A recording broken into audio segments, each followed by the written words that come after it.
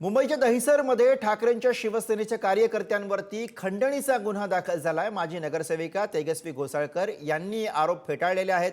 हे प्रकरण खंडणीचं नसून रस्त्यावरती अनधिकृतरित्या उद्योगधंदे करण्यावरून निर्माण झालेला हा सगळा वाद आहे। संबंधित व्यक्ती यांनी त्यांच्या कार्यालयामध्ये येऊन चर्चा केल्यानंतर आपलं मूळ स्टेटमेंट बदलल्याचा दावा तेजस्वी घोसाळकर यांनी केलाय।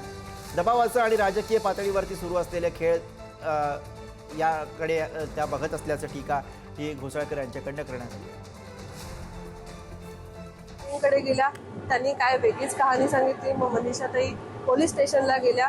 पोलीस स्टेशनला गेल्यानंतर त्यांनी काहीतरी वेगळी स्टेटमेंट केली की त्यांनी पैसे घेतले माझ्या कार्यकर्त्यांनी, त्यांना मारण्याची धमकी दिली। सगळं रेकॉर्डिंग माझ्याकडे आहे। तर हे खोटं बोलून राजकारण करण्यापेक्षा जे खरं आहे त्याच्यासाठी आपण करायला पाहिजे। आणि हे इनलिगल होतं। इनलिगल मध्ये त्याच्यात राजकारण करण्याचं काही नाही। नंतरला त्यांनी एक दुसरा मुद्दा उठवला की भूमिपुत्र, म्हणजे जातीवादाचा पण त्यांनी घेतलं।